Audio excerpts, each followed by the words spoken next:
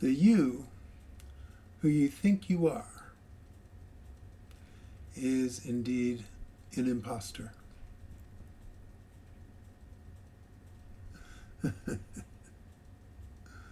I know it's very convincing when you're totally locked inside a mind to know that the whole notion of you as a person has no substance. It isn't real. And yet, that's the case. That's the case.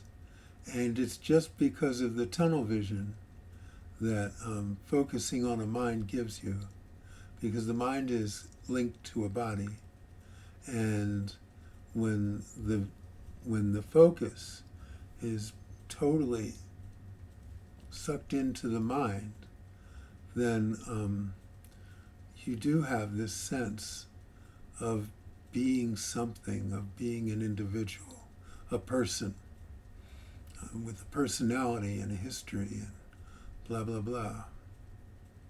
But you're none of those things, you see. And so what I encourage everyone to do is to go prior, or at least to go prior to all the additions. So there's that sense of being, that sense of presence, that experience, you see. Now it's still received and perceived by a mind, by an individual, by a body. But if you just clean that up and forget about all the things that are positive and negative, comfortable and uncomfortable, and things that you want and don't want, and your desires and your fears, if you just focus in on that sense of being, what Maharaj called I am, if you just rest there without all the other clutter, then that which you truly are will become obvious. And it's not the I am. The I am is the beginning of the illusion. But at least if you get to the start gate, you can see what existed prior to the movement of your life. And I encourage everyone to do that. You can use this just technique of I am and leaving the rest of it behind. It's just that's while there's still a process and there's still a me doing it. And it's still locked in that tunnel vision of the mind and the ego. But it cleans it up enough that the ego doesn't have the power of veiling that it has when you add all these subjects to the object. I don't know if that's worded right or not, but in any case, I know the image I'm getting to explain it. So everyone just sit back and watch their lives and realize that it's not about even you watching it, it's that it's being watched. And then notice what happens when you're not watching your life, but you're living your life, you're being your life, you're feeling this, you're thinking that. Watch how it all works. At least watch that. And see if you can find what I'm talking about, because this is this life that you think you're living is not real. It's not real at all. And you should be able to carry that with you in your daily, seeing and doing and feeling and thinking and knowing that none of it is real.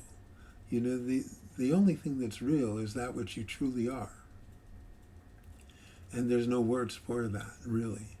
There's no way for you to personally experience it or personally go to it, because personally is that tunnel vision. And the who that you are is infinitely large, you see, and it's a nice place to be. I highly recommend it. And this thing of being a person, an individual, is really, really, really constraining, and it has more of a feel of a prison than anything else. It's not freeing, and it's not still. It's not peaceful. You see, the truth is, though, you're surrounded by peace. So what I'm trying to do is get you at least to look in that direction. And if you clean up your act enough to just rest in I am, without all the additions, you'll be so close to that peace that it'll feel peaceful. Yeah. So I did some time back, and I'm hoping I can find this easily, because I looked at, yeah, it's right here. Okay. A long, long time ago, I wrote a poem. This group of poems came to me right after, within the year after the Enlightenment. I was writing poems every night. Anyway, this is called The Mind. The mind has set a trap for you. The mind thinks it can win. The mind has got a trick or two. It plays them with a grin. The mind thinks it is rational, but logic it defies. The mind is very cagey because the mind is full of lies. The mind looks for opportunities. If you're passive, it will lead. The mind wants all the power. The mind wants to succeed. The mind claims to be emperor and establishes self-rule. The mind plays for the attention. It plays you like a fool. The mind just loves to think that it is getting its own way. When the mind thinks it has power, it bunkers down to stay. The mind protects its secrets. Its charade is rarely seen. It's easy to distort the truth when you live inside a dream. The mind just wants to think that all its pack of lies are true. The mind thinks if it has control, it could become the you. The mind makes itself a subject, and it names its subject Fred, and it works to keep Fred busy until the body's dead. The mind thinks it is somebody, but none of this is true. The mind is an impostor who has disguised itself as you. So, that's what I'm talking about.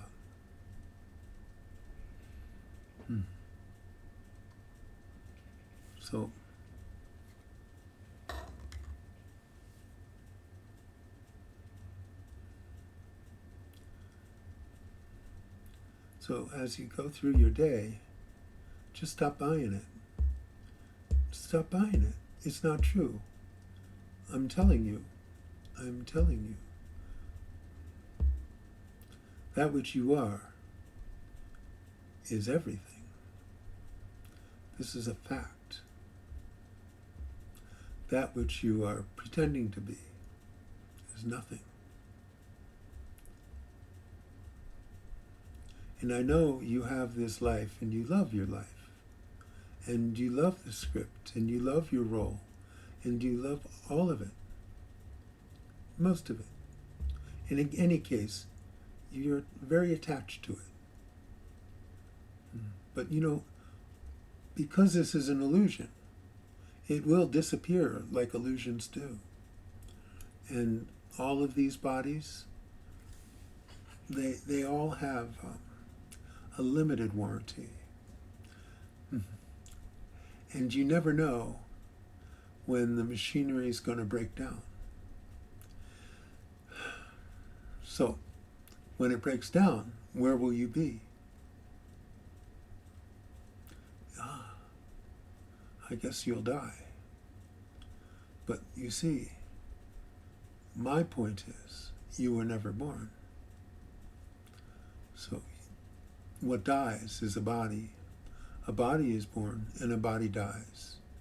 And during the body's life, you have attached meaning and significance to it and allowed the mind to claim you as its own. Because that's what minds do. It gives them more power than they deserve. So as you go through your day, just watch how it all works. And try and remember through your day and in your spare moments that in fact what you are is not this limited, constricted body-mind apparatus. That's a machinery. Okay? That's not who you are. And the things that you understand and the knowledge and the places you're going and all of that, it's just part of the dream. And it's just part of the functioning of a body-mind. But it's nothing more than that. And when you can imagine, okay, what will happen when you die? Where will you be? If you are this body-mind now, where will you be when the body-mind's gone? What will happen? So, where did you come from? Where are you going? I offer to you that the who that you are lives in the silence and the stillness. And that which you are not is locked in movement, which is boundary. So all of the thoughts, all of the feelings, all of the actions, all of the births and all of the deaths are just a part of a show going on. But you're not that show. You know, you go to the movie, you watch the movie for an hour and a half. You know you're not that movie. But while the movie is playing, you pretend that you're really there. You see? So that's all that's going on here. And basically all of the people have just been duped by the mind. Because that which is doesn't have a will, doesn't need a will. It's everything. So that which isn't needs a will to survive. And it just captures all the attention and keeps it and says, yes, I'm what's real. I'm what's real. And it can get away with that during the dream. During the movie, you can suspend what you know and just say, okay, this is really happening during the movie. After the movie, it was just a good movie and you know nothing really happened there. So I'm saying this, it seems, every talk, the same thing.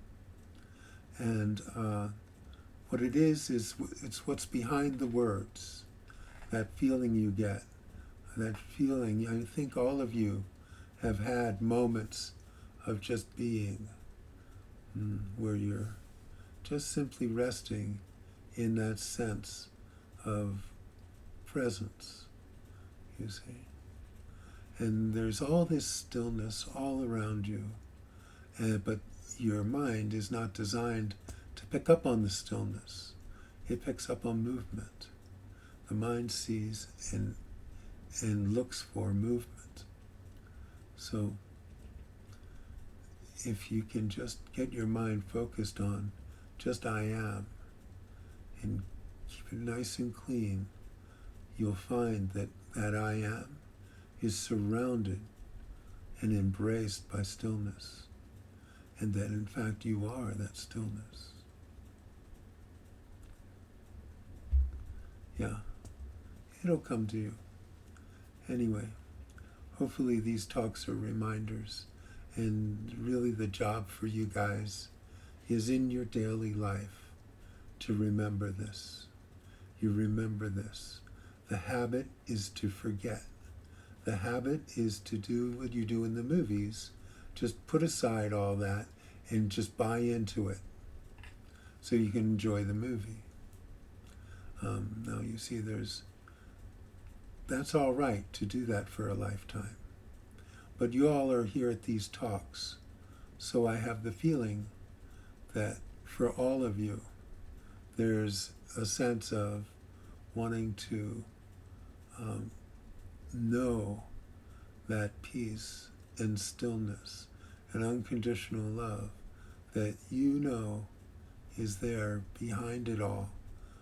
You want access to that, you see. That's how it was for me. I could see that my gurus were living in a state of peace that I was not. And it was very attractive to me. I thought they were just so happy all the time. That really wasn't what it was, though. It was a sense of just stillness and peace, you see. So more and more, just see if you can bring that stillness into your life. And when it's not there, recognize what is there. The mind is very good for seeing itself. The mind can see the mind. And the mind can actually know that everything it thinks, says, and does isn't real. It can know that. You see, when it's sure of that, and when you're sure of that in your daily, what happens is you fall into that stillness that's always been there. It'll happen on its own. And that'll be you'll just be returning home, basically.